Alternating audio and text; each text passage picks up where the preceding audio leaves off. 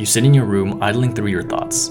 A distant tune shapes in your head or an innovative idea passes through. You're inspired by the sheer genius of your thoughts, overwhelmed by the rush of creativity. You sit down to jot the ideas down and reflect on the beauty of what you've written, recorded, and/or created. You think to yourself, I've never seen anything like this, or at least that's what you tell yourself. But one question you might be failing to ask in all of this hype and glory is whether this idea or thought is truly yours and you. In this video, we explore why and how so many of us may plagiarize at times, without us even knowing. Cryptomnesia is this very occurrence. It is a cognitive bias where we think an idea or thought is new or original, when in truth it is nothing more than a forgotten memory of something we've come across once before. Unbeknownst to ourselves, we see these potential new ideas as inspiration, perhaps even going as far as unintentionally plagiarizing. This entire time not knowing what we hold is nothing more than a forgotten memory.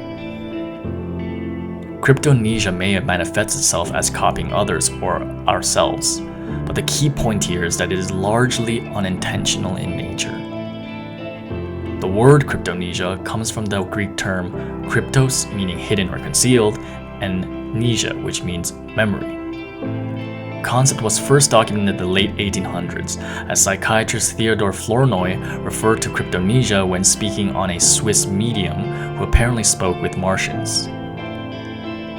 Flournoy commented on the validity of her alien-channeled writings, stating, latent memories on the part of the medium that come out, sometimes greatly disfigured by a subliminal work of imagination or reasoning, as so often happens in our ordinary dreams.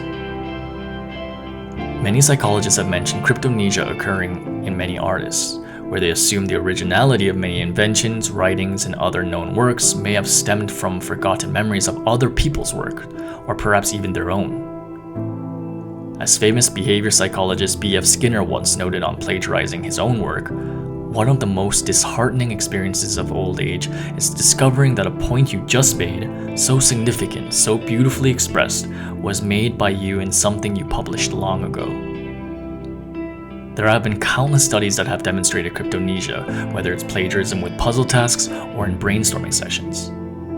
In one seminal study, participants were asked to generate a list of ideas in words or drawings of a given category, whether types of birds or cars. These subjects took turns generating examples of the categories. They were then asked to recall the examples conceived, with clear instructions to not bring up anything that another subject had jotted down. After this, they were then asked to generate additional examples for this category, once again not repeating or stating what had already been mentioned. The results showed that a majority of the participants, roughly 70-75%, had unintentionally plagiarized at least one item from the list, recalling and generating examples that were believed to be of their own, but in fact was an idea already jotted by someone else or from self. They found that this pattern of plagiarism often occurred with writing more than speaking. Moreover, this tends to be more prevalent with ideas that are seen or heard more frequently. In other words, the more we see or hear a given image, text, or tune, the higher the likelihood we may copy it unconsciously and unintentionally, take parts of what we saw or heard, and shape it as ours. With so many thoughts and ideas passing through our minds on a daily basis, it's inevitable for cryptomnesia to occur. And with so much information flooding our memories every day, especially in a content-saturated creative environment like the internet, we've all been guilty of cryptomnesia at some point, susceptible to fall victim to this bias. Whether it's a joke, a meme, or perhaps a revolutionary app idea, it's hard to escape cryptomnesia in this digital world of mass content consumption. One key explanation for why cryptomnesia happens is due to something called source monitoring error. This is when our brains fail to register or attribute a source of information properly during the process of filtering that information into our brains. Our visual and auditory senses are constantly processing everything around us.